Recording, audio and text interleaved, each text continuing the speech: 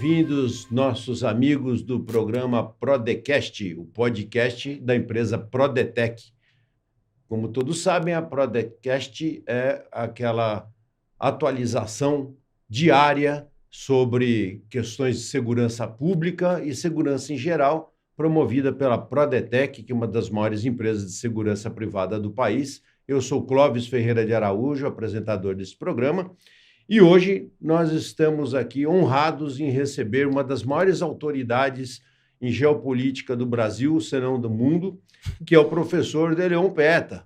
Meu professor, também fui aluno dele, por isso quero chamá-lo sempre de professor, porque fui, acredito, até um bom aluno, né?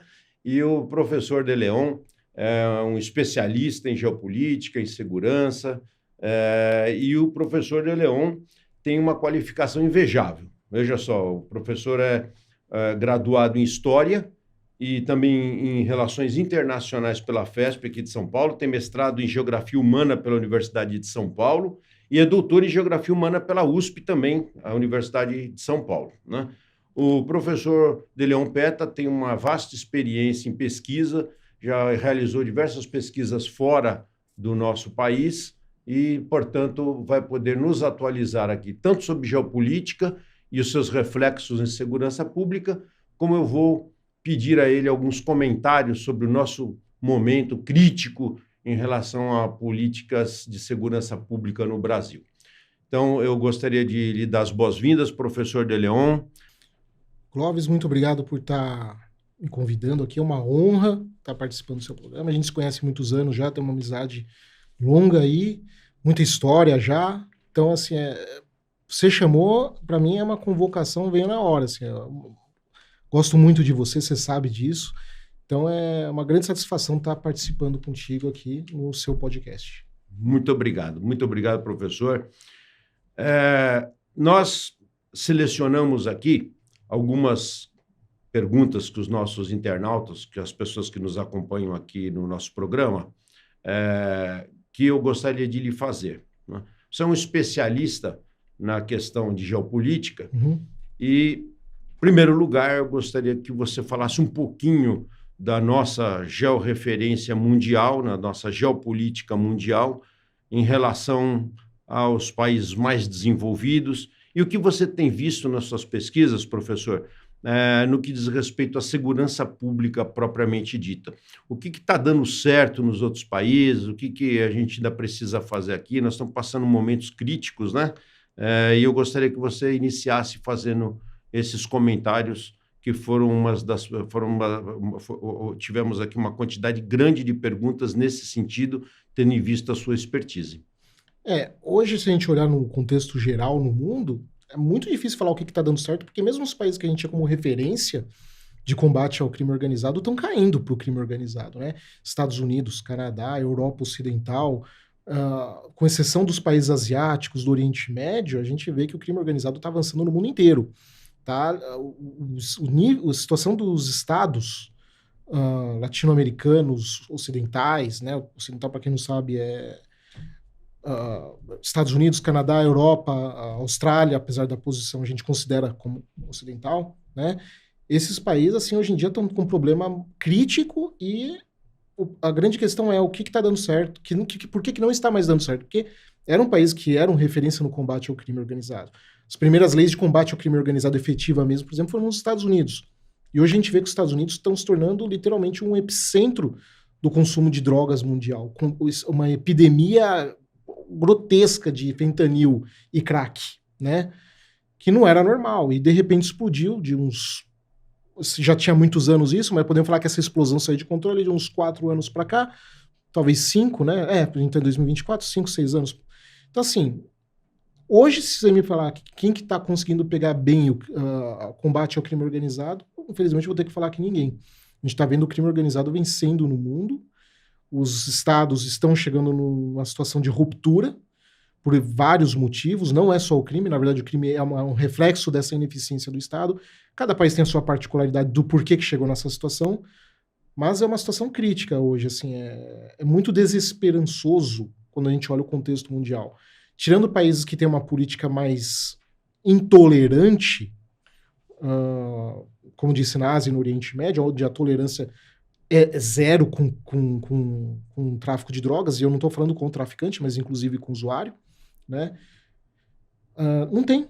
A gente olha, não tem para onde fugir hoje em dia. A situação está fora de controle mesmo no consumo de drogas no mundo inteiro, né? E provavelmente agora, com o contexto que a gente vê na guerra na Ucrânia, podemos esperar aí também, não sei quando, porque a gente não sabe quando vai acabar essa guerra, nem como vai acabar, isso é importante falar. A gente pode falar que vamos ter um problema seríssimo também relacionado ao tráfico de armas, porque esse excedente de armas enviado para a Ucrânia, pelos dois lados, vai ter que parar na mão de alguém. A Ucrânia já era considerado o estado mais corrupto antes da guerra, é muito pouco provável que depois de deixar de ser um estado funcional, passe a ser referência. Então, assim, é uma situação à beira do colapso hoje que nós vemos com relação à segurança pública no mundo. E a gente vive aqui no Cone Sul, que é reconhecidamente um lugar onde se produz a matéria-prima, né, para a elaboração de diversos tipos de drogas. Sem se falar em outras, né, os opiáceos lá do Afeganistão, etc. Mas aqui no Cone Sul, principalmente a cocaína e a maconha, né, são provindos principalmente dessa região. E hoje o Brasil é sabidamente um dos maiores entrepostos do mundo da droga finalizada para a Europa, né? Uhum. Isso, no passado, falava-se até um pouco, professor, de que havia ligações com grupos políticos que atuavam como guerrilhas, né? Você poderia nos passar uma informação sobre isso também, para os nossos telespectadores aqui? A gente tinha um fenômeno na Guerra Fria. O que acontece? Depois que a gente entra na Guerra Fria, a gente tem basicamente uma guerra indireta entre os Estados Unidos e a União Soviética. Os Estados Unidos seguiram um modelo e a União Soviética um outro modelo de guerra indireta. Porque se os dois entrassem numa guerra direta, tinha risco de um conflito nuclear, então isso estava fora de questão. A União Soviética adotou um modelo de exportação de ideologia, né, por ligar o fervor ideológico socialista e expandir para o mundo. Os Estados Unidos, até pela experiência que eles adquiriram durante a Segunda Guerra Mundial em cooperação com a máfia ítalo-americana e judaica também, manteve isso durante a Guerra Fria. Eles se aproximaram de uma série de figuras do submundo criminal da América Latina e de dentro dos Estados Unidos para contrabalancear essa guerra, digamos, que foi feita por debaixo dos panos, né? Além da parte oficial de apoiar também os regimes militares que foram nascendo naquela época, e etc. Bom, o que foi acontecendo? Conforme a União Soviética foi chegando no limite, que ficou claro que o socialismo não funciona, obviamente, o dinheiro que saía de Moscou, que ia para Havana e que depois era distribuído entre as diferentes organizações terroristas de esquerda aqui na América Latina, foi começando a parar, né? Que também é outra coisa também, né? No caso, as atividades de inteligência guerrilha na América Latina, a União Soviética ela não terceirizava, mas na América Latina era exceção, ela terceirizava para os cubanos. Os cubanos tinham uma expertise, conheciam todo o terreno e tudo mais, eles eram melhores em atuar do que os soviéticos. Então eles jogavam dinheiro para os cubanos, que por sua vez distribuíam, obviamente deviam pegar uma parte para eles, né? Não são bobo nem nada. Não. E aí o dinheiro foi acabando conforme Moscou foi fechando a torneira e o sistema soviético foi chegando próximo do colapso. Essas guerrilhas, então, com o passar do tempo, precisaram de uma outra fonte de renda. Aqui a gente já está falando no final dos anos 80, talvez em algum outro caso, finalzinho dos anos 70, 79, 78, mas grosso mesmo, começo dos anos 80. Eles começam, então, a achar uma outra fonte de renda em cima do crime do tráfico de drogas. E aí eles começam, num primeiro momento, cobrando pedágio dos traficantes de drogas, dos produtores, né? Depois dos traficantes, depois dos cartéis, depois eles começam a servir de braços armados para os cartéis, né? E aí já foi criando-se o fenômeno do narcossocialismo, que, com o passar do tempo, já chegando nos anos 90, a gente tem um período de redemocratização quase que em todos os países da América do Sul. Eles começam, então, a assumir os políticos, muitas vezes ligados a essas guerrilhas nas décadas anteriores, começam a assumir esses cargos nos governos. E a partir daí se abriu a caixa de Pandora, porque foi se infiltrando. Até que vai chegando nos anos 2000, eles vão ganhando agora as eleições, não são só mais os cargos, eles começam a ganhar a cúpula dos governos, principalmente Brasil, Argentina, Uruguai, Paraguai, Venezuela, né?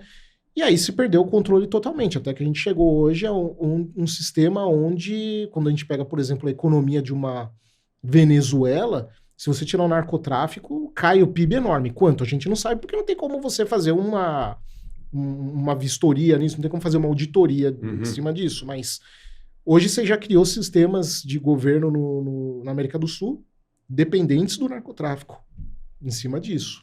Então a história vem de lá do narcossocialismo nos anos 80 para cá. Então coisas como Farc, Sendero Luminoso, optaram por isso porque acabou a grana fácil, né? O dinheiro que vinha de fora para poder fazer a manutenção daqueles braços armados, e eles acabaram enveredando também para o tráfico de drogas, né? Sim, só que tem um detalhe, né? Porque às vezes eu falo isso, aí o pessoal da esquerda fica bravo comigo, que eu tô falando isso está documentado, né? Não tem que falar, mas vale lembrar também um detalhe. Quem começa com esse negócio de vínculo de governo com crime, com narcotráfico, foi a CIA, pelos Estados Unidos. Eles, nessa guerra indireta com essas guerrilhas de esquerda, apoiaram e praticamente sustentaram muitos cartéis, muitas lideranças ligadas ao crime organizado para fazer essa guerra indireta contra os cartéis também, perdão, contra as guerrilhas comunistas, né? Então, na verdade, quem começou com essa bagunça toda foi a CIA, né? Apoiando cartéis, tanto na Colômbia quanto no México. Vale lembrar, por exemplo, do escândalo envolvendo o Manuel Noriega. Né? Envolvidíssimo com o narcotráfico e envolvido com o cartel de Cali e com o cartel Sim. de Bogotá. Bogotá? Cartel de Cali e o Medellín. Então, assim, começou ali, né? O que a esquerda fez? Ela fez o que ela sempre faz. Dificilmente ela inova, tá? A esquerda ela não é muito inovadora em técnicas. Ela geralmente ela é mais de se apropriar, né? Ela se apropriou de um sistema que a CIA criou e que foi disso de vincular o narcotráfico com o sistema de governo. Há informações até de um paralelo, né, Adrião, que teria acontecido lá com a Al-Qaeda, né? No Afeganistão, por época da invasão da Rússia àquele país, e que depois a CIA teria financiado alguns grupos para combater a entrada da União Soviética, naquela localidade, naquela época, e que depois teria gerado aí uma contradita, né, por parte da Al-Qaeda na pessoa do Osama, né? Sim, que vai apoiar os Mujahideen no Afeganistão para derrotar os soviéticos foi a CIA de novo.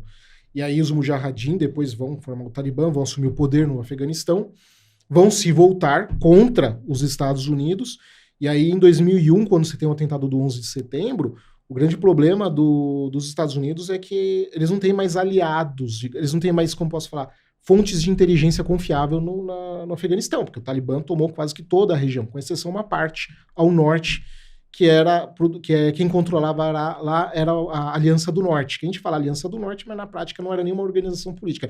Era basicamente grupos de produtores clãs ali, né? Clãs de produtores de ópio, né? Porque Papoula. Porque sob o regime do Talibã não era permitido, era pena de morte. O simples fato de você estar produzindo era pena de morte. E aí o que aconteceu? Esse grupo foi o grupo que os Estados Unidos então encontraram para apoiar na luta contra o Talibã. Eles lutam contra o Talibã, bombardeiam o Talibã, toda aquela coisa de filme e tal, e depois o novo governo Talibã vai ser vinculado a essa Aliança do Norte, que é praticamente traficantes de drogas que vão assumir. Esses traficantes vão assumir o governo afegão, vão subir no poder. O Afeganistão, então, sai de uma produção mínima de pouquíssimo produção de ópio, e em questão de meses se torna a maior produtora de ópio do planeta, a ponto de que a região que era a maior produtora de ópio, né, a heroína, para quem não está em casa, a heroína é derivada do ópio, era o Triângulo Dourado até então, né, na região ali do Sudeste Asiático, Tailândia, Mianmar e tal. Se produz tanto ópio no Afeganistão que não compensou mais para o Triângulo Dourado produzir, porque caiu muito o preço. Quebrou a economia de ópio do Triângulo Dourado. Saturou. E aí, com o governo americano lá, assim, você teve praticamente cracolândias espalhadas no Afeganistão. Por quê? Porque você colocou literalmente várias facções criminosas no poder. Vai fracassar a guerra no Afeganistão, né? A gente conhece toda a história, os Estados Unidos vai sair de lá, né? Vale lembrar também que havia uma disputa entre os militares, principalmente do exército norte-americano, com a CIA, porque era a CIA, que, junto com o Departamento de Estado, que não permitia operações nas áreas de produção de papoula, bem como não permitia também bombardeios nas áreas de produção de papoula, porque era onde estavam os aliados deles. Então, a gente começa a ter uma correlação onde tem CIA, tem narcotráfico, né?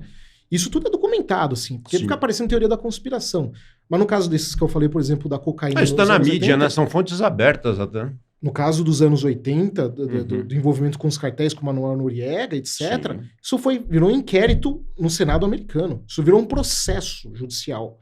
O oficial do Exército dos Estados Unidos, o coronel na época, ele foi preso, ele foi afastado, só que depois foi perdoado pelo Bush. Pelo Bush o pai, né? Pelo Bush pai. O Buchão. Que era a CIA também, né? Que era ex-diretor da CIA. E depois, agora, com o Afeganistão, tudo documentado de novo. Então, assim, parece coisa absurda. Imagina, serviço secreto de um país vai apoiar o narcotráfico. Tá documentado, não tem muito o que falar. Bom, aí a gente chegou agora, em 2021, né, quando os Estados Unidos resolvem sair do Afeganistão. O Talibã volta ao poder, se estimava que eles iam recuperar o poder mesmo de qualquer jeito, mas não se sabia que ele ia ser tão rápido. Se achava que o governo afegão ia cair em 6 meses, caiu em 1 semana, né? O que o Talibã fez de lá para cá? Limpou. Aí entra um pouquinho nessa pergunta, você falou, o que a gente pode fazer para combater o que os países bem-sucedidos no combate ao crime organizado fizeram que combateu o crime organizado? A gente pode usar como referência, então, o Afeganistão. O Afeganistão diminuiu em mais de 99% a produção de ópio. Como? Matar todo mundo. Nós temos até e muito bem lembrado, né, por você agora, essa questão do rigorismo, né, que o Talibã trouxe de volta aí, né? Até porque lá também funciona a Sharia. Sim. Sim. E uma versão muito mais radical do que em qualquer lugar. A Sharia é uma lei muçulmana, é isso? Uhum. E ela é uma lei muito rigorosa. Extremamente. Não só com drogas, né? Mas no Afeganistão, por exemplo, até tocar música é proibido. Até ouvir música é proibido. Eu não sei se em público ou em privado, eu já não lembro. Mas é o tipo de coisa, assim, não pode nem tocar música, não pode consumo de bebida alcoólica, nada, assim, é extremamente reacionário. Mas na parte de narcotráfico resolveu, como? Matando todo mundo. Então, assim... Nós tivemos agora recentemente aqui uma conversa com o procurador de justiça Marcelo Milani, onde ele deixou claro que quanto mais frágil é a punição, maior é a criminalidade, né? Isso que você está falando, referendo o que ele disse, não é, professor? Sim, porque um outro exemplo também, que um lugar que tinha um problema enorme com o narcotráfico, China, depois da Guerra do Ópio, o que aconteceu? A Inglaterra vence a China, isso em 1848, 49, posso estar errando a data, mas é aproximadamente isso, e literalmente obriga a China a ter que abrir o comércio de ópio, né? A China se torna um grande, enorme, uma cracolândia, entre aspas, só que no caso não era crack, era consumo de ópio. Não era nem de heroína, era de ópio, que não é nem tão potente quanto a heroína. A heroína é muito mais potente. Mas já foi suficiente para quebrar o Estado chinês, né? Uhum. Levou uma série de situações onde a China foi fragmentada, porque o crime organizado dominou tanto o país e os oficiais do governo foram tão corruptos que quebrou o país, né? Então, senhores da guerra começaram a aparecer, dominando regiões, um fenômeno que a gente chama de warlordismo, né? Não tem português, eu estou adaptando, porque em inglês seria warlordismo. Uhum. Onde você tem líderes militares que dominam uma região e estão nem aí para o governo central, porque quem domina ali com as forças deles são eles mesmos, e eles controlavam o fluxo de tráfico de drogas. Vai levar depois a Guerra Civil Chinesa, onde vai ganhar o Mao Tse-tung no Partido Comunista, que num primeiro momento até enxergou o crime organizado como um potencial parceiro e aliado no combate às forças reacionárias burguesas e etc. Depois ele viu que não tinha nada a ver isso, né? Mas aí quando eles tomam o poder, a China resolveu o problema de narcotráfico na China. Como? Matando todo mundo de novo. Não tinha diferença entre usuário e traficante. Aliás, na China, até mais radical do que no Afeganistão, porque se você era parente de usuário e não denunciava, significava que você também era criminoso. Conivente com a prática. Então, assim, a gente teve situações onde chegaram se executava tanta gente, tá? Não era nem prisão, era execução mesmo. Se executava tanta gente que no estádio municipal de Pequim chegou um momento que você tinha 20 mil execuções por dia. Tá? Documentado. Puxa vida. Então, assim, resolveu. O negócio resolveu tanto que as tríades chinesas, que eram os maiores grupos de facção criminosa na China, fugiram para a China e nunca mais voltaram. Até hoje, nunca mais voltaram. Né? Hoje eles têm relações lá com outras facções que estão dentro da China, mas as tríades mesmo saíram. Foram para Hong Kong, para Taiwan, para o Vietnã, para Tailândia, né? Mas saíram da China. Tamanho o fervor e o radicalismo. Não havia espaço para esse tipo de coisa na China comunista, né? Aqui na América Central, nós temos um paralelo aí, né? Recente, né, Bukele. professor? Eu vivo confundindo o nome do Bukele, Bukele, né? Esse paralelo é até interessante porque para o mundo atual e para aquela região, a gente pode dizer que se trata de uma novidade, né? Muito, porque o Salvador era a região mais, digamos, mais violenta das Américas. O Salvador era uma das mais violentas. De longe, esse negócio é absurdo. Em razão do que, exatamente? Tráfico de droga também? Tráfico de drogas, que é um país pequeno, que não tem nada, extremamente pobre, sem infraestrutura. O tráfico virou num ponto estratégico de rota de tráfico, né? Uhum. E ainda por cima, os soldados dos cartéis mexicanos, uma boa parte eram de El Salvador. Né? Eles contratavam os jovens El Salvador de gangues para fazer o serviço deles, né? Então, isso também incentivava. Os cartéis mexicanos controlavam também a situação lá. E aí ele assume o poder lá e tolerância zero também. Agora, por que eu ainda não usei ele como referência? Poderia até ter usado, né? Quando a gente falou de países tão dentro. Porque tá muito cedo ainda, né? A gente tem que aguardar um pouco para ver. Faz o quê? Uns menos de 4 anos? Agora de cabeça não lembro. Mas é muito recente. Menos. Então eu prefiro esperar. Assim. Usei exemplos mais históricos passados, porque agora a gente já tem como falar que isso aconteceu e isso consegue avaliar, né, agora. Não que nós estejamos também sugerindo de matar todo mundo. Não é essa questão, não. Mas é aquela história, né? Quem disse lá o Victor Hugo, né? Quem tem dó do lobo condena a morte às ovelhas. Né? Então, assim, a sociedade como um todo, a sociedade que vive de trabalho honesto e que é íntegra, ela tem sofrido terrivelmente na mão do crime. E agora, tem um detalhe muito interessante que você mencionou logo no começo da sua fala, que realmente os países do Oriente Médio, né, e alguns países da Ásia, eles são mais rigorosos, né? E os do Oriente Médio, como por exemplo o Irã, que hoje é um país comandado por teólogos, né? Também tem uma lei muito rigorosa, né? Lá tem tráfico de droga, lá tem usuário de droga? Tem. Não é que não tem também, tem. Só que não chega no nível de calamidade pública como a gente vê no Ocidente, né? Calamidade pública, exatamente. Especialmente, assim, em Dubai, a elite do país, o pouco que vaza, assim, a gente sabe que tem muito uso de drogas, mas é tudo muito abafado, é tudo muito controlado. Agora, em público, isso não acontece. Né? Porque se for em público, o cara vai preso, não tem o que fazer. Se sair um escândalo envolvendo alguém, ele tá punido. Mesma coisa na China, não é que não tem hoje na China, né? Tipo, já passou muitos anos desde da Revolução Chinesa também, outra China hoje, não tem nada a ver com aquela China. Hoje a China é muito mais capitalista que o Brasil, a gente está no Brasil num sistema muito mais próximo de um socialismo do que a China, não tem nem comparação.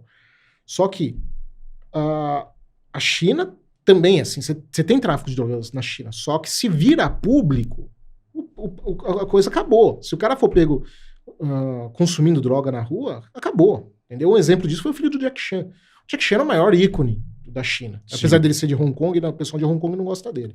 Mas o pessoal na China adora ele. Mas pegaram o filho dele e acabou a carreira. Nunca mais voltou. Foi colocado no ostracismo total. E nem o pai protegeu. Então, assim, é esse o nível. Não é que nós nunca vamos acabar com o tráfico de drogas. É impossível. Mas a questão é, quando vem a público a punição, lá tem quando vem a público. Aqui, especialmente no Ocidente, a gente está vendo que os caras fazem o que querem e não dá em nada, né? Uma coisa que eu enxerguei ao longo de um tempo na carreira policial é que a lavagem do dinheiro é também um grande problema, né? Hoje, com a globalização dos negócios, com a globalização do comércio, isso tem acontecido também nos outros países em larga escala, principalmente esses aqui do chamado Ocidente, incluindo países do leste europeu e tudo mais? Dependendo da circunstância, os estados hoje em dia eles têm um pouco mais de efetividade em torno disso por causa de acordos de cooperação, né? A Lava Jato, por exemplo, não é o caso, de tráfico de drogas, mas só como exemplo, né, de envolver lavagem de dinheiro, teve uma cooperação muito robusta das autoridades brasileiras com americanas, a ponto da esquerda falar que isso foi espionagem. Isso não é espionagem. Cooperação entre autoridade para trocar informação, para pegar vagabundo, isso sempre teve. E isso é o mínimo. Porque sempre vai ter evasão de divisa. Se você comete um crime e você precisa lavar dinheiro, você vai ter que ser muito burro de deixar todo o seu dinheiro ali. Você vai precisar dar um jeito de colocar em um porto seguro. Qual que é o porto seguro? Em outro país, né? Então, esses acordos bilaterais dos governos, eles têm se mostrado muito efetivos, né? O problema é que hoje em dia, em virtude do contexto geopolítico, onde o mundo está se rachando em blocos, quando você foge de um bloco, o dinheiro passa de um bloco para outro, você tira essa efetividade dos acordos. Então, se é, por exemplo, um esquema de lavagem de dinheiro envolvendo Estados Unidos e Europa, provavelmente o cara vai ser, se a autoridade for atrás dele, provavelmente ele vai ser punido, porque os acordos de cooperação entre os países europeus e Estados Unidos são muito bem elaborados. Agora, se for Estados Unidos e Rússia, aí já não. Se for Estados Unidos e Europa e Brasil, vai depender muito da circunstância. De qual país, não digo nem Europa como um todo. Eu não sou a melhor pessoa para falar de lavar dinheiro, mas assim, isso vai na direção do contexto que nós estamos tendo hoje em dia na geopolítica. Com que país qual que está tendo um relacionamento politicamente mais amistoso ou não? Se for entre um país que tem hostil, as autoridades ficam de braço amarrado, né?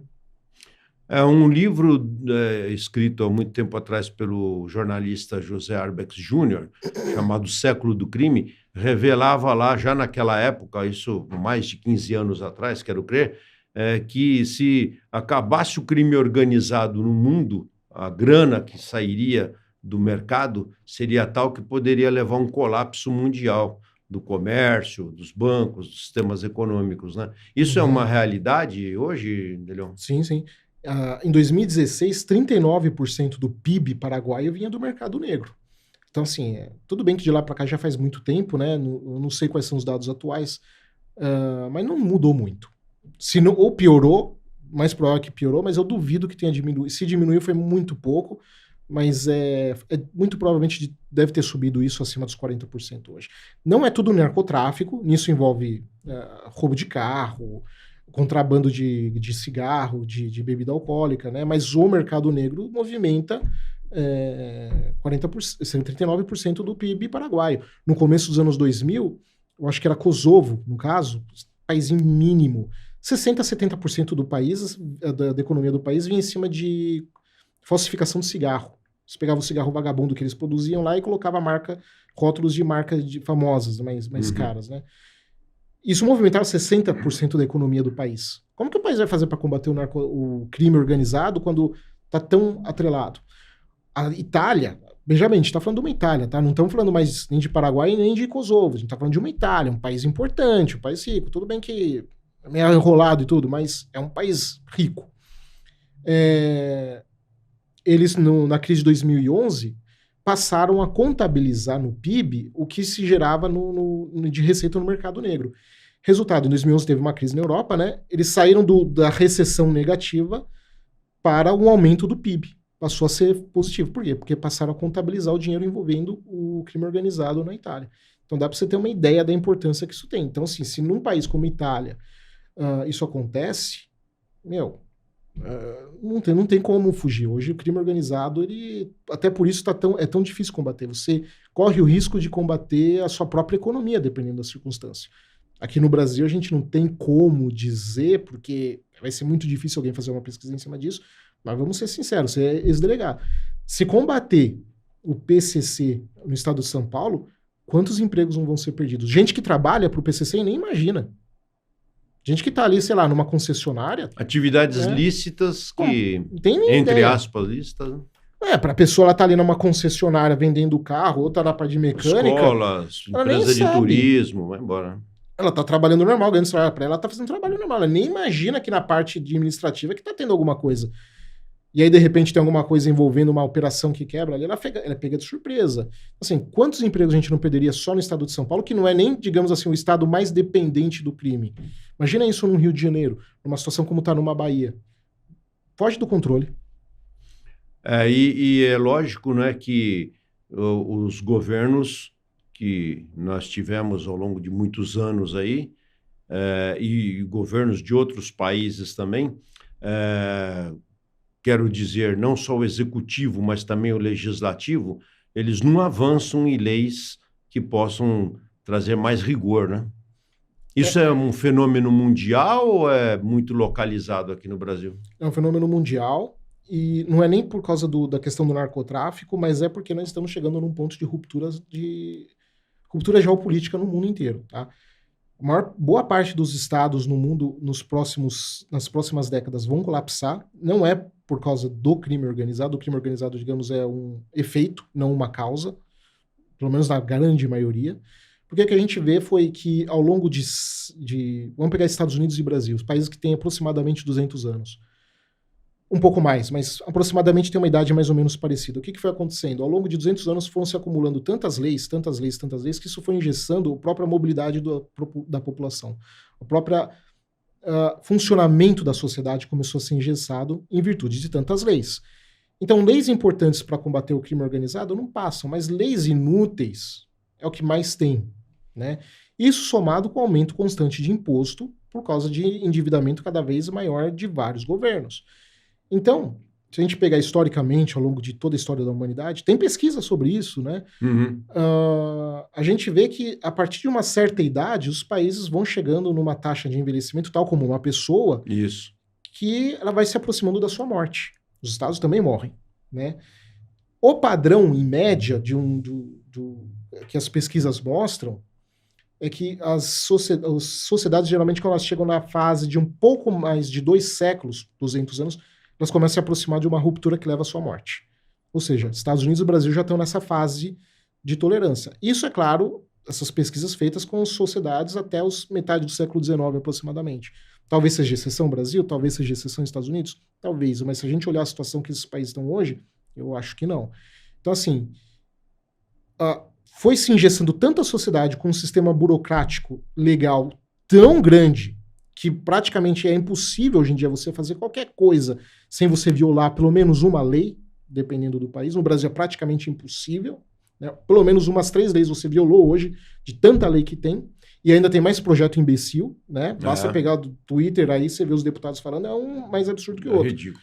Outro dia, é que eu não sei o nome dos deputados, ainda bem que eu não lembro o nome, que ficou indignado com aquele caso daquele cachorro que morreu lá no avião, né? Sim, é. Agora ele é a favor de que tem que ir junto ali que quando a pessoa comprar a passagem, tem que o cachorro ir junto.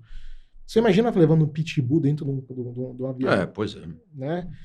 Mas vai estar com a focinheira. Meu, o pessoal não fez focinheira de cachorro na rua. Você imagina, vai colocar em avião, não vai dar certo. Mas é só como ilustração do tipo de, com tanta coisa importante para ser votada, eles vão votar aquilo que gera maior repercussão pública, que dá notoriedade, né? A maior parte deles são idiotas, para não falar semi-analfabeto, precisam de repercussão porque não tem competência. Isso. Os poucos que têm competência não têm repercussão pública, né? Então, o que acontece? Eles ficam jogando para a torcida, conseguem muitas vezes transformar esses projetos imbecis em leis e vão engessando.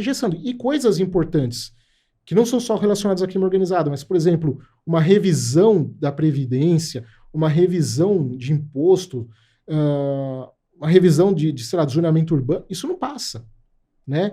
Uma revisão dos benefícios que os políticos têm, isso nem pensar. O né? Judiciário. Nós vamos falar então judiciário. Investimento né? em segurança pública. A pressão que você tem para fazer uma reforma no judiciário, pressão popular, é enorme. Nenhum deles tem coragem de fazer isso. Nenhum deles tem coragem de fazer. Todos esses, você chega lá, principalmente o pessoal da bancada da bala. Aí são teus amigos mesmo. Há um receio, né? Eles têm, você olha pra eles. Caros. Você olha pra eles, é umas caras de mal, assim. Os caras parecem que vão te arrancar o rosto na dentada. Assim, os caras bravos. Chega lá, tudo canta fininho quando é com o judiciário. Muda completamente. Completamente. Né? Então, assim, o sistema não vai funcionar. Ele tá chegando num ponto de ruptura. O Brasil tá chegando já no ponto de ruptura que vai ser eclodido a partir da crise demográfica. A gente está chegando num ponto que eu não duvido nada que o Brasil, como a gente conhece hoje, deixe de existir até o final do século. Porque a crise demográfica vai gerar uma série de gatilhos. A crise demográfica é antes. A crise demográfica provavelmente até 2035 já.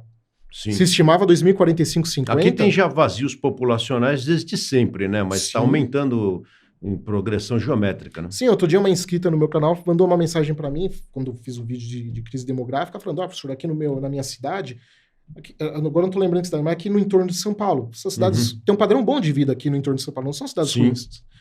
E ela falando, a população foi envelhecendo, mas o custo da cidade continua caro. O que está acontecendo? Muita casa vazia. Você tem quarteirões inteiros só de casa para alugar e vender, porque não tem ninguém morando. E às vezes alguém invade até essas casas, fica lá mó tempão, ninguém percebe, porque são quarteirões inteiros vazios. Isso é um fenômeno que vai se repetir muito, não só no Brasil, no mundo inteiro, mas eu tô preocupado com o Brasil, porque a gente tá aqui, né? No mundo que a gente chama de ocidental, né? Não, o mundo inteiro. Mesmo nos povos árabes? Principalmente nos povos árabes, também. Por incrível que pareça. O Irã já está entrando também na crise demográfica. Não diga. O Irã, a Síria, eu não lembro o Iraque, mas o Iraque também. Qual que era a esperança, então? Os países africanos, né, que tinham uma alta taxa de natalidade. Só que você pega os países africanos, eles também estão fazendo assim. Eles têm uma alta taxa de natalidade comparado com o resto do mundo, mas comparado deles com 20 anos atrás, foi uma queda drástica. Você pega nos anos 90, a taxa de natalidade por mulher na África subsaariana era 9 crianças por mulher. Agora, em apenas 20 anos, já caiu para 4,5, 4,8, dependendo do país. É muito? É, mas a gente está falando de uma queda de 50% praticamente. Verdade. Né? E vai cair mais. Vai provavelmente cair mais. Então, assim, todos os países vão sofrer, não é só o Ocidente, não. É que, no caso, quando a gente fala o Ocidente, os países ricos, Estados Unidos, Europa, Canadá, vamos colocar nesse caso, não é o Ocidente, mas vamos colocar o Japão, Coreia do Sul, que também tem esse problema, Singapura. Esses países têm o detalhe que eles têm uma infraestrutura. Então, uma coisa é você enfrentar a crise demográfica quando você já está com tudo feito de demografia, de infraestrutura, industrialização, tecnologia. Outra coisa é você estar no Brasil. Né? A robotização vai resolver isso. Beleza, mas você não está em Singapura, você está em São Paulo. Então, assim, todo mundo vai ser atingido, só que algumas pessoas estão num barco muito melhor e outros estão em um barco muito menor diante de uma tempestade, né? Então, todo esse contexto vai gerar outras crises que vai levar a essa situação muito catastrófica para o Brasil nas próximas décadas, a ponto de que, como eu falei, eu não duvido nada que até 2100 o Brasil, como a gente conhece hoje, deixe de existir. Além dessa questão da crise demográfica, outros fatores poderiam incidir nessa questão também? A gente também tem o problema da desglobalização. Sempre todo mundo falou muito da globalização. Bom, agora a gente tem o problema da desglobalização. Por quê? A gente pega a partir dos anos 50, da Segunda Guerra Mundial para frente. Os Estados Unidos eles tinham um grande objetivo. Qual que era? Conter a União Soviética. Como é que eles fizeram isso? Garantindo o livre comércio mundial. Há exceções aqui pontualmente ali, mas em larga escala ele precisou garantir o livre comércio naval mundial. Por quê? Era uma forma de você praticamente comprar aliados. Sim. Você garantia que o comércio global funcionando é a melhor forma de você mostrar que o capitalismo funciona diante do socialismo, né? Então eles garantiam que qualquer país que tivesse acesso marítimo por si só poderia comercializar com qualquer outro país. Então Sim. Atos de pirataria não seriam mais tolerados, bloqueio naval a portos não seriam mais tolerados, né? Exceto quando passasse por toda uma legislação nas Nações Unidas envolvendo, por exemplo, tráfico de armas, tal, mas se não fosse isso, e ainda assim era muito difícil passar, não seria mais permitido. Então isso garantiu o livre comércio global a partir dos anos 50, que levou ao maior período de crescimento material e imaterial da história da humanidade. Nunca a humanidade ficou tão rica como ficou entre 1950 para frente, até 2020. Já estava dando sinais de que essa globalização estava enfraquecendo, já desde a crise de 2008, nos Estados Unidos também, e conforme os Estados Unidos também já não estão mais interessados em ser a polícia mundial também, de ficar mandando soldados para lá e para cá, eles já estão cansados disso. O cidadão médio americano não está mais tão entusiasmado em ficar se envolvendo em aventura em outros países. E os Estados Unidos também não estão mais dando cheque em branco para os seus aliados, basta ver agora em Israel que eles também estão puxando um pouco as rédeas de Israel, coisa que seria impensável 20 anos atrás. Então levou a esse fenômeno. Só que, a partir de 2020, começa esse fenômeno de desglobalização, começa a ir num caminho que a gente não sabe exatamente para onde vai, mas fazer comércio mundial vai ficar cada vez mais difícil. Atos de pirataria que antes eram praticamente impossíveis, ou quando acontecia era fortemente reprimido. Vale lembrar os somalis, quando faziam atos de pirataria no começo dos anos 2000, 20 países mandaram navios para lá para combater a pirataria. Resolveu. Agora, na região dos Houthis, ali no Mar Vermelho, praticamente só Estados Unidos e Inglaterra, e não resolveu. Né? Continua tendo atos de pirataria. Isso vai levar ao preço do frete, do seguro, em cima do frete naval. vai levar ao aumento de preços, vai levar a desabastecimento de alguns mercados, vai diminuir a restrição de alguns tipos de produtos, conforme você também vai tendo guerras econômicas entre alguns blocos, por exemplo, no caso dos Estados Unidos e China, não vai vender algumas coisas para a China, porque senão não pode, porque senão eles vão desenvolver tecnologicamente como a gente quer, aquela coisa toda.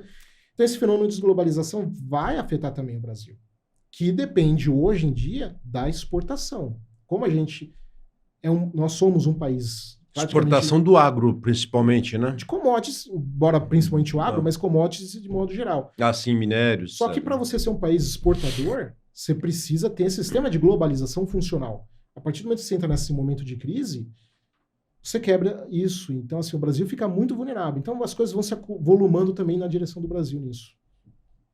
São fatores importantíssimos, né? Que precisam ser cuidados com urgência, eu diria até, né? Na questão da demografia não tem muito o que fazer, é fazer filho. O problema é que, como que faz filho? Até agora ninguém acertou. Quer dizer, a gente sabe como é que faz filho, né? Tem os incentivos, né? Os incentivos são mínimos, né? O Japão e a Coreia do Sul eles têm feito políticas muito agressivas, assim, para incentivar, assim, pagar mesadas grandes. Não tem dado resultado. Finlândia também, se eu não me engano, ou era Noruega, não me recordo, tem feito isso também. Então, assim, mesmo essas de pagar, às vezes, muito dinheiro para as famílias, não tem dado resultado. Então vai chegando assim, o que mais que pode ser feito? Né? Fica difícil. Agora, com relação à desglobalização, é achar algum outro parceiro mundial que aceite substituir o papel dos Estados Unidos ou convencer os Estados Unidos a voltar com esse papel de A China é uma candidata a isso, não? A China não. A China, primeiro que ela nunca teve interesse em ser uma grande força global como o pessoal pinta. Isso, ela nunca teve esse âmbito. Por causa que ela não está disposta a assumir os riscos também. O chinês ele sempre foi isolacionista, ele nunca foi império. Esse papo de que a China é imperialista é ignorar completamente a historiografia chinesa. Os chineses são isolacionistas. Agora, são isolacionistas no sentido político-militar. No sentido econômico, eles sempre gostaram de fazer comércio com o mundo inteiro. Mas eles nunca foram um país uma nação de se envolver em aventuras militares. Os momentos em que a China se envolveu em aventuras militares, se tornaram um império realmente conquistador, foi quando eles justamente estavam conquistados. Ou seja, quando quem conquistou a China usou a infraestrutura chinesa para conquistar os outros, como o Império Mongol, os Manchus, que não são chineses, né? Ou seja, quando a China estava conquistada é que ela saiu como conquistadora, mas a China, o povo chinês, né, especificamente o Han, ele nunca foi conquistador. O negócio dele é fazer comércio, não é se aventurar. Eles não são nem tão bons de guerra, diga-se de passagem, considerando o fato deles, apesar de terem escrito o livro do Sun Tzu, né, a Arte da Guerra, eles nunca foram muito bons em guerra, assim. Foram muito mais bons em diplomacia, comércio, estratégia que evitasse a guerra. Eles foram muito melhores e eficientes nisso ao longo de todos esses milhares de anos. Então, assim, a China, primeiro que ela não tem esse interesse, não tem essa vocação histórica. Segundo que ela não tem ainda as condições geopolíticas para ter uma projeção global. Ninguém tem, nem Estados Unidos hoje em dia. O Japão também não, né? Não, nem de longe. Pelo seu tamanho também não. O Japão menor. conseguiria se defender. De qualquer país vizinho que tentasse atacar o Japão consegue se defender. Não vou falar com tranquilidade, mas conseguiria. Mas para você manter um sistema global naval, você precisa de uma marinha muito grande. Muito, muito grande. E para chegar perto dos Estados Unidos hoje é muito difícil, né? Nem os Estados Unidos também, né? Porque quando a gente fala que manteve essa marinha, a gente está falando daquela marinha dos anos 50, 60, 70. Foi diminuindo também a marinha americana. Também foi diminuindo. É muito caro você manter isso e eles não estão interessados em mandar mais soldados para lá e para cá, né? Pega mal para o cidadão, para o eleitor americano, né? Hoje um político americano que se candidata fazendo promessa de que vai trazer os seus soldados de volta, ele ganha muito voto, porque o cidadão americano não quer ver seu jovem morrer por uma guerra de um país que ele nem sabe onde fica. Não tem sentido também, se parar para pensar, né? Para o cidadão normal não tem. Obviamente, quando a gente fala em geopolítica, tem. Mas para o cidadão não tem sentido. Então, nem os Estados Unidos querem esse papel. Então, a gente está indo numa situação de que ou a gente vai ter uma desordem global, vai virar bagunça mesmo, generalizada, ou a gente vai ter um reforço de um sistema bipolar, mais ou menos, entre aspas, igual à Guerra Fria, mas diferente, onde nós vamos ter uma parte do mundo muito mais vinculada comercialmente aos Estados Unidos e a outra parte mais vinculada à China. Entendo. Até uma questão que você abordou há pouco atrás, facções criminosas como o PCC, Comando Vermelho, Amigo dos Amigos, Irmãos do Norte, que a gente ouve aqui no Brasil, pela mídia, né? Que são praticamente organizações criminosas transnacionais, tem comparação com essas organizações ou com essas facções criminosas com outras organizações que existiram ou existem no mundo? Fala-se muito da máfia americana, né? A Cosa Nostra, a máfia da Itália, outras tantas que existiram aí ao longo desses últimos tantos anos, e até mesmo você citou a Tríade, né? A Yakuza no Japão. Existem paralelos entre essas organizações criminosas, Delão? O pessoal que faz mais comparação, assim, é que eu não sou especialista em PCC, crime organizado brasileiro. Mas, assim, o pessoal faz uma comparação mais do crime organizado, do PCC com a máfia italiana, né? Onde a máfia teria passado know-how, conhecimento técnico para o pessoal do PCC lá nos anos 2000, eles teriam aprendido com eles, mantiveram muita relação de lá para cá, porque a principal porta de entrada do narcotráfico na Europa é a Itália, através da máfia italiana, né? Então, assim, há esse paralelo. Com as tríades, com a Yakuza, esses outros eu não vejo nada, assim. São factos, tanto a Yakuza como as tríades, hoje elas foram muito mais para os crimes de colarinho branco. Assim, uma marginalidade muito pequenininha deles estão ainda com aqueles crimes mais tradicionais, como narcotráfico e tráfico de armas, mas eles evitam ao máximo, porque é pegar mal, né? Ninguém quer ver Zé Droguinha na porta de casa, então eles evitaram isso. Agora, crime financeiro, a população não se importa, porque não vê, né? O narcotráfico você vê, o tráfico de armas você vê, agora o crime financeiro você não vê. Especulação de jogo você não vê, né? Manipulação de jogos, manipulação do mercado financeiro, você não vê isso. Uhum. Então, assim, para eles é muito mais seguro, e é muito mais difícil também para combater, porque você era policial, como que você fazia quando você ia fazer batina em lugar de centro de distribuição de droga para vagabundo? Você ia lá com a polícia com arma e acabou. Como que você combate quando é crime financeiro? Contador, não é com arma. Então, assim, você precisa de um cara que é contador, que vai ter que ler, sei lá, quantas milhares de páginas de relatório econômico e de dado financeiro de movimentação, movimentação fiscal. É um pesadelo e é muito complicado. Então, assim, isso quando não está misturado com coisas legítimas que é para confundir também. Então, assim, é muito mais difícil e muito mais sofisticado, né? Então, não vejo nenhum paralelo dessas organizações Yakuza, Tríades, aqui no Brasil. Hoje eu não vejo, né? Talvez no futuro haja uma migração. Embora eu acho que não também. O Brasil tem uma imagem lá fora de que característica? Como é que os países de fora do Brasil enxergam o nosso país aqui de um modo geral?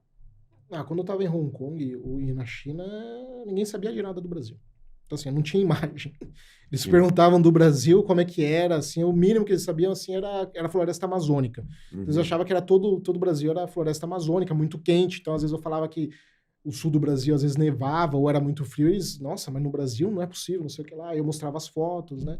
Então, assim, e nos Estados Unidos? Nos Estados Unidos, eles associavam mais uma imagem como se o Brasil fosse um grande Rio de Janeiro, assim, dominado por favela, por facção criminosa, por samba, por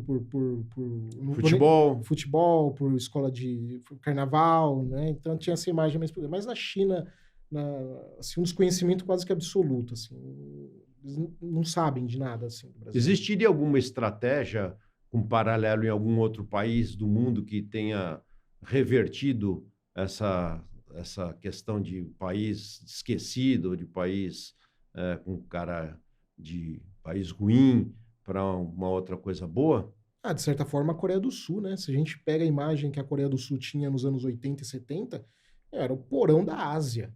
Um país extremamente subdesenvolvido, assim, parte da população morava em favela, extremamente violento. Violento eu não digo, mas nunca foi um país violento, mas muito pobre, muito subdesenvolvido, muito atrasado, extremamente corrupto, a ponto do chefe de espionagem do país matar o presidente numa reunião na frente dos ministros, sabe? As coisas assim absurdas que acontecia lá.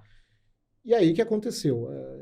Ao longo do tempo, investimentos pesadíssimos em educação e em ciência levaram um país que a partir dos anos 2000 era praticamente irreconhecível já, né? Um país que hoje seria referência tecnológica de eficiência governamental e tudo mais. Mas quantos anos levou para eles fazerem isso, né? Levou muito tempo, né, para você mudar a imagem de um país. A própria Hong Kong também. Você pega Hong Kong lá na época do filme do Jack Chan dos anos 80, cidade extremamente violenta, cheia de favela, cheia de cortiço, dominado pelo crime organizado, corrupção sistêmica, um dos lugares mais violentos do planeta. A taxa de homicídio deles era um dos maiores, né? Por isso eu não entrava em alguns cortiços, porque dava dor de cabeça. Então, assim, sequestro de pessoas famosas, assalto a banco, assalto a joalheria, extremamente violento. O que aconteceu? Lá não foi investimento em educação, porque sempre investiram, mesmo nessa época. Só que o governo inglês, um pouco antes de devolver a ilha para Hong Kong, para quem não sabe, Hong Kong ainda nessa época era uma colônia britânica, eles resolveram fazer uma manutenção ali geral, né, para entregar, entre aspas, a Hong Kong toda bonitinha e jeitosinha para a China. Eles fizeram uma limpa geral lá no combate à corrupção, passaram uma série de leis extremamente intolerantes à corrupção, e combatendo a corrupção e fazendo um processo de urbanização também, demoliram as favelas e os cortiços e levantaram prédios, né, para habitação popular, e praticamente resolveu a criminalidade. Hoje, Hong Kong é o centro financeiro da Ásia, a cidade que é o ícone de centro financeiro da Ásia, com mais bilionário per capita, digamos assim, né? Onde mais tem bilionário por habitante no mundo até. Extremamente seguro, assim. Acho que no ano que eu fui lá, 2015, quando eu morei lá, morreram, acho que 8 pessoas, numa população de 8 milhões de pessoas. E essas 8 ou 6, não lembro, um número muito pequeno, era crime passional, né? Coisa de família, de vizinho, que aconteceu, foi no momento ali, né? Nada parecido com o que seria 20, 30 anos antes. De crime, efetivamente, né? De prática criminosa dolosa. Muito parecido com o Rio de Janeiro, inclusive, porque eram as favelas enfiadas nos morros, lá para quem não conhece, Hong Kong é uma região muito montanhosa, então ficava bem as favelas nas montanhas, assim, a polícia não entrava, porque via igualzinho, assim, muito parecido, mas resolveu. Né? E Singapura? Singapura ela já era segura, ela teve um problema também de imigração chinesa por volta dos anos 50, logo depois da Guerra Civil Chinesa.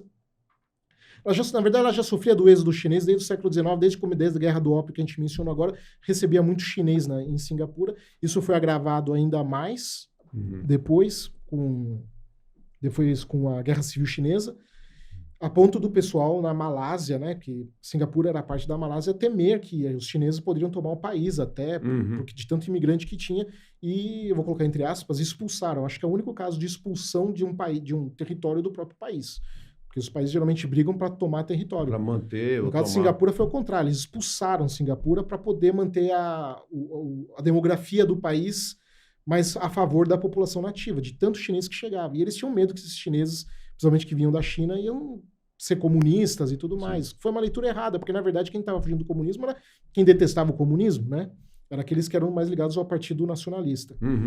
E, então eles já tinham esse problema, mas mesmo nessa época não era uma região muito violenta, assim. E depois, mesmo com a ditadura do Lee Kuan lá, muito segura. Então nunca passou por um processo de violência, assim, também.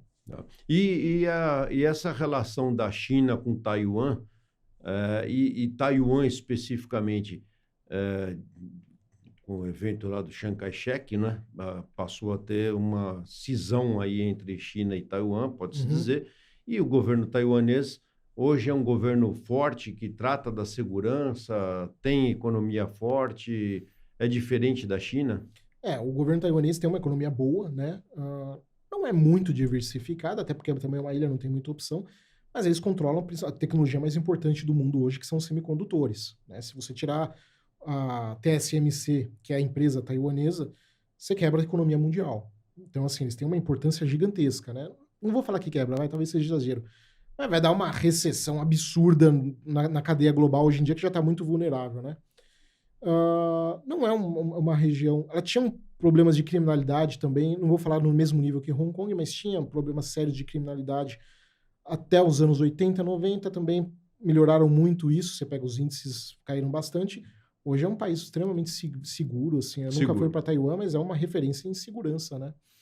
Porque também, mesma coisa, combate à corrupção, combate ao narcotráfico, até porque também o governo taiwanês era muito ligado ao narcotráfico, o próprio KMT, o Chiang Kai-shek, era ligado às tríades, ele próprio era ligado aos produtores de ópio, né? Então, assim, ele provavelmente foi traficante de drogas também, né? Então, também por isso que Taiwan era complicada. Mas hoje não, hoje é um país extremamente seguro, né? Tanto a China como o Taiwan, os dois países extremamente seguros. Professor, perspectivas e potencialidades, assim, né? Em curto, médio e longo prazo, em termos de Brasil, para essa questão de segurança pública propriamente dita. Você faria alguma previsão ou uma estimativa? Vai piorar muito, não vai melhorar, não tem esperança em qualquer pessoa que for prometer. Se ela não prometer, perdão, para não falar que também é o caso todo mundo perdido, se ela prometer resolver sozinha, qualquer candidato, um presidente, um governo, não vai resolver. A única forma de resolver vai ser mexendo no judiciário, e a gente sabe que ninguém tem culhão para isso, né? Então a única forma de resolver mesmo seria mexendo ali, no judiciário. A gente precisa de uma reforma enorme. Depois, precisaria mexer na Constituição, no Código Penal. Eu não vou nem falar que tinha que mexer, tá? Vou ser bem taxativo. Para mim, tinha que jogar no lixo e fazer do zero. Começar de novo. Joga do lixo tudo do zero. Então, assim, tanto uma nova Constituição, muito menor, drasticamente menor, empurrar para os estados mais responsabilidade, adotar o modelo americano, uma Constituição Federal pequenininha e o resto deixa que os estados se virem, né? E se ninguém fizer isso, desencana, não tenha muita esperança. O futuro do Brasil é muito trágico. Desglobalização batendo a porta, crise demográfica já está chegando, se não chegar até mesmo nessa década, eu acho que não chega, eu acho que vai chegar a partir de 30, mas não chutaria, porque os últimos dados do IBGE é cada vez piores, mais catastróficos. Combate ao crime organizado só vai piorando, cada vez mais a gente vê que autoridades públicas vinculadas ao crime organizado, né? Não preciso dar nome, todo mundo sabe. Os políticos que entram prometendo que vão fazer alguma coisa, não vão fazer, não fazem, porque a gente sabe que é muito limitado o poder de deputado. Não tem como você mudar o sistema através do sistema, isso é ilusão juvenil, isso é coisa de adolescente recente. Então, assim, a gente vai chegar numa situação que a dívida do governo não para de piorar, gastos públicos não param de piorar, a produtividade não para de cair, a gente vai ficando dependente só cada vez mais da exportação, porque a industrialização praticamente não existe, muito pequena, e se pequena, cada vez pior, e a exportação depende do contexto de globalização que eu mencionei agora há pouco. A situação do Rio Grande do Sul provavelmente adiantou essa situação de colapso econômico brasileiro em pelo menos uns 8, 9 anos. Tá? Então, assim, era um dos estados mais funcionais, ainda por cima, um dos que mais contribuíam para a federação, em termos fiscais. Então, assim, vai ser esse século, eu diria que pelo menos até a metade do século, metade do século é perdido. Não duvidaria que o século inteiro para o Brasil. Se você puder, saia do Brasil. Se a gente tivesse que fazer agora aqui uma perspectiva de longo prazo, vamos dizer, mais 200 anos, 100 anos, 150 anos, talvez, a gente poderia, iniciando, por Deus, né? Iniciando hoje alguma medida nesse curso de tempo de 100 anos, modificar alguma coisa nesse país? Não tem como saber, porque a gente não sabe o impacto da crise demográfica. Como todos os países mundiais vão ser atingidos pela crise demográfica, e essa é uma crise inédita na história humana, porque a crise demográfica não é a baixa natalidade, tá? É a baixa natalidade mais o alto envelhecimento da população. São duas coisas que vêm juntas. Por quê? Menor produtividade e mais custo. Mais custo. Porque você já teve, no período da história humana, várias vezes em que a natalidade caiu. Período da peste negra, a natalidade caiu pra caramba. Então isso é normal. Natalidade cair já foi coisa do passado. Mas nós nunca tivemos, ao mesmo tempo, essa baixa natalidade, com a população chegando nos 70, 80, 90, 100 anos, né? Isso nunca aconteceu. Então é uma crise completamente nova para a história da humanidade. Provavelmente vai ser a maior crise da história da humanidade. Se não for a maior da história da humanidade, pelo menos a maior pós-revolução industrial. Então, assim, é uma coisa tão grande, mas tão grande que a gente não sabe como que vai ficar esse mundo depois que essa crise passar. Se ela passar. Então, assim, não tem como fazer previsão, porque é o fim de uma ordem mundial. A gente está vendo hoje o fim de um sistema que funcionou pelos últimos 224 anos, né, aproximadamente, que está chegando no fim, está chegando num colapso. Então, não tem como prever o que vai vir depois. Então, mesmo que o Brasil faça alguma outra medida, considerando esse contexto global, teria pouquíssimo resultado. É realmente bastante preocupante, né? Vamos dizer assim, para dizer o Mas menos. não é o fim do mundo, porque Pra o pessoal nossa- acha que eu falo que é pra- o fim do mundo, não, mas não para é nossa isso. geração aqui, né? Para minha geração em especial, eu creio que existam poucas chances de a gente ver um novo Brasil, né? Um Brasil melhor, um país com mais segurança, com a economia mais adequada para nossas necessidades. Você está Mas com a quantos nossa anos, desculpa? preocupação, 60 anos. 60... Tenho 60 Vamos supor anos. que você vive mais 20 anos, vai, até uns 80. É uns 45 anos a mais. Você não vai sofrer tanto. Agora eu que estou com quase 40, Não. eu tenho mais 40 anos de agonia e dor na vida. Então Pois é, então, essa é a grande preocupação, né? Porque a sua geração, a geração dos meus filhos, dos Estão muito filhos ferrados. dos nossos filhos, vão ter muita dificuldade, né? E é uma pena que a gente ainda não tenha conseguido fazer com que os mais jovens enxerguem o risco que estão correndo, né? Porque realmente ainda estamos indo com um trem a 300 km por hora em direção a um paredão, né? Quem às vezes percebe essa situação caótica que eu estou descrevendo, pergunta, mas, professor, você está falando tudo isso desastroso, mas aí o que a gente faz? Eu não sei, eu sou só analista que entrego. Eu sou garoto do recado. Tem que achar alguém que acha a solução. Você está problematizando o negócio, né? Eu trago a mensagem, não culpe o mensageiro. Quem que vai achar a solução? Isso não, até porque, diga-se de passagem, se nem os países desenvolvidos estão achando a solução, como é que eu vou, né? Realmente. A solução a gente sabe, é ter filho. Mas como que vai fazer para a população ter filho? Porque não é só o custo de criança. Se fosse só o custo, a gente ainda dava um jeito. Mas tem várias coisas. Além de prover de gente, né, o planeta Terra, esses outros tantos problemas que a gente encara aqui, né? Como você falou aí das estruturas políticas, né? E praticamente todos os países, não é só o Brasil que tem esse cancro aí político, mas infelizmente todos os países do planeta Terra enfrentam essas dificuldades. Uns não, outros menos, uns primeiro, outros depois, mas todos vão passar por isso. E a crise realmente do crime organizado ter tomado conta do mundo, que é o que nos parece, né? É uma desesperança total, né? Quando você olha até países que eram referência em combate a crime, você vê que agora não, né? Na Europa, outro dia, a princesa da Holanda teve que ser colocada em proteção porque ela está jurada de morte por um chefe de facção criminosa. Na França, outro dia, resgataram um chefe de facção criminosa que estava sendo levado para o tribunal pela polícia francesa. Os caras foram atacar com um fuzil. Parecia cena do Brasil. Então, assim, mas é na França. Então, o mundo está se brasiliando, por assim dizer. Ou se cariocarizando, que é pior ainda. E o nosso intento, né, de combater isso daí vai se esmaecendo, porque não existem forças, né, do bem, por assim dizer, que estão unidas em torno do mesmo objetivo, lamentavelmente. E como você muito bem observou, não adianta um candidato dizer, olha, eu vou resolver o problema, porque sozinho não vai fazer, né? Vai ter que ter uma força bastante grande, não só do próprio povo, que vai ter que demonstrar sua vontade em combater o crime, como também de todo um grupo que esteja envolvido dentro do sistema para poder encarar a criminalidade de perto, né? E a população está desmoralizada, né? Quem eles botaram ficha de que ia fazer a diferença, não fez. Não aconteceu. Pelo contrário, né? Jogou completamente a favor do outro lado. Então, assim, a população hoje em dia está completamente... Tudo que foi pedido do povo, o povo fez. Pediram 500 vezes para o povo ir para a rua. O povo foi 500 vezes para a rua.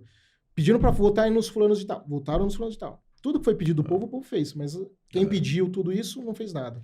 E muita crença em coisas tais como Forças Armadas, né? Voltar o regime militar, ou enfim, coisas dessa natureza que, a bem dizer, pelo menos para a nossa atual realidade aqui, que é urna, né? Querendo seja ela fraudável ou não, mas é urna, né? A gente não consigo entender como fazer para ter mais de 50 milhões de votos fraudados, né, numa determinada, por conta das urnas eletrônicas. Acho mais difícil isso daí acontecer. É que o pessoal quer o Messias que salve o povo e tal, e isso não vai rolar. O que a gente tem que fazer é fortalecer o indivíduo. A salvação da população está no fortalecimento do indivíduo, não do coletivo, é do indivíduo. É de acessar a informação, né? Porque eu vejo lá no seu canal que o acesso à informação pelo seu canal é fundamental para a gente entender onde a gente está, o que, que a gente está vivendo, né? Então, embora você tenha uma audiência magnífica, mas mesmo assim, se a gente olhar para o Brasil inteiro, poucas pessoas têm acesso às informações que você ministra e até que a gente tem tentado passar aqui dentro do possível, né? Uhum. Mas, De Leon, gostaria de ficar com você aqui mais algumas horas, né? Mas, lamentavelmente, nosso programa está chegando ao fim. Uhum. E eu quero pedir as suas considerações finais, por favor, e depois eu passaria alguns agradecimentos, por favor. Primeiro, então, agradecer a oportunidade pelo convite, tá? Sempre que você precisar de mim, você sabe que você pode contar. Não é a primeira, não vai ser a última. Me chama a qualquer momento, estou sempre com você, qualquer coisa. E obrigado à audiência aí, pessoal, ter assistido. Não esqueça de se inscrever para ajudar, dar uma força pro Clóvis aí, dá o like, compartilha para ajudar o canal dele a crescer. Traz muitas pessoas interessantes para discussão, né? E crescendo mais, vai trazendo mais ainda, te incentiva, você vai pegando vontade. Então, assim, é importante dar esse estímulo aí para ajudar o Clóvis a continuar com esse canal aí, tá bom? Muito obrigado, professor De Leon Peta, meu ilustre amigo. Agradeço a toda a equipe que esteve aqui conosco no dia de hoje, nos assessorando, nos auxiliando. E quero dizer que em breve vamos trazer novamente o professor De Leon aqui para mais algumas conversas a respeito de geopolítica, da questão da segurança comparada. Hoje realmente foi uma aula magnífica. Tenho certeza absoluta que todo mundo que assistir esse programa vai enriquecer o seu conhecimento sobre o Brasil, sobre o mundo, sobre o que estamos vivendo nos dias de hoje e como será possivelmente o nosso futuro. E quero agradecer também à Prodetec por ter patrocinado esse episódio, mais esse episódio. Quero agradecer aos nossos patrocinadores, a BCI, Bureau of Corporative Intelligence. Quero agradecer o Escritório Ferreira de Araújo Advogados, a Force Commander e também a Associação Brasileira de Empresas para Proteção de Dados. A todos vocês que estão nos acompanhando, meu agradecimento. Até breve com mais um episódio aqui do nosso Prodecast. Um abraço a todos, até breve.